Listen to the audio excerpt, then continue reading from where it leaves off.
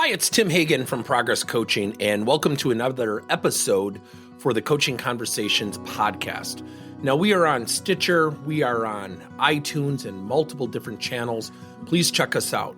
Now, one of the things that you'll get out of our podcast episodes is a lot of content, a lot of strategy. It's not fluff, it's not concept, yet we really want you to engage with the content and let us know your feedback. If you have any questions, feel free to reach out to us. If there's topics you'd love to have us address, we would love to share them with you. Let us know your impact and let us know your feedback. When I think about career coaching, often when I talk to clients, they'll have their own HR department or training department doing career-based coaching. And it's really funny. Everybody looks at it very differently. We have some who will do exploration, find out people's motivators, use different tools. One of my favorite assessment tools is a company called findmojo.com. We're certified assessment practitioners through them. And it identifies 23 things that motivate people, I think, in the way they want to work. It doesn't necessarily find out what they want to do, and it finds out the way people want to work. So ironically, out of 23 attributes, my number 17 is money. And you would think, wait, he's an entrepreneur. He wants to make money. Number 1 and 2, I think, were creativity and fun.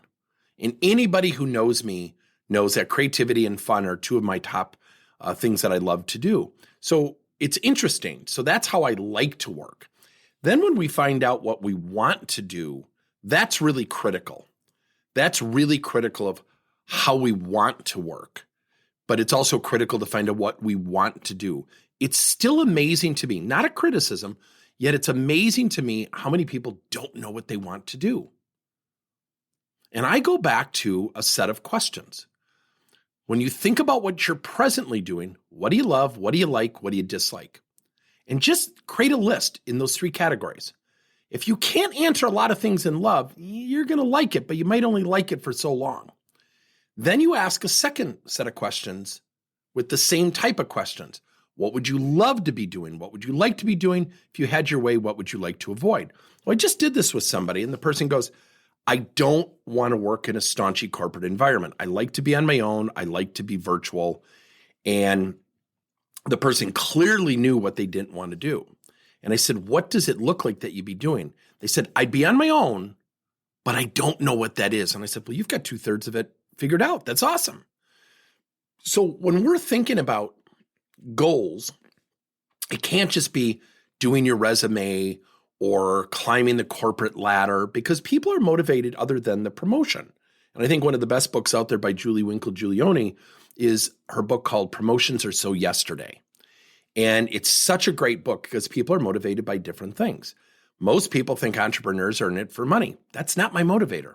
Now, that could be changing as my wife and I get near retirement or near that magical age. That could change, and our motivations due to situations and circumstances change.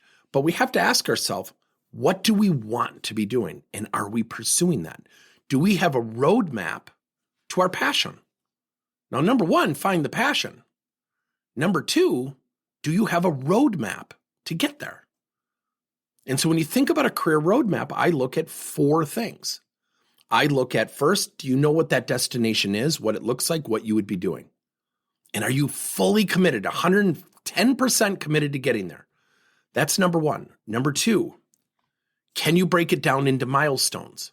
And let's just think about it in a 1-year increment, 4 milestones to achieve 4 things, 1 per quarter. That's number 2. Then the 3 other things are the tiers of learning: knowledge, skill, and behavior.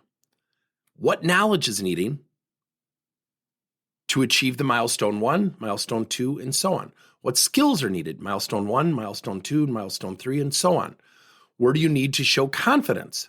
Milestones 1, milestone 2, and milestone 3.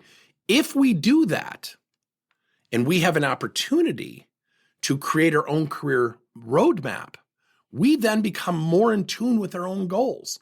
We become our own architect of our own career. So often, people get steered. And I cannot tell you how many times leaders will say to somebody, no, that's not the right job for you. What I see for you, and the leader's intentions can be fantastic.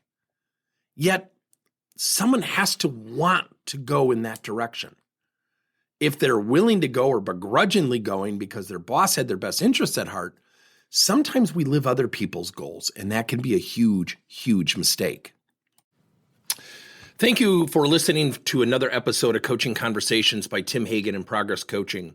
Now, our company is always coming out with new and innovative solutions to help leaders coach their employees.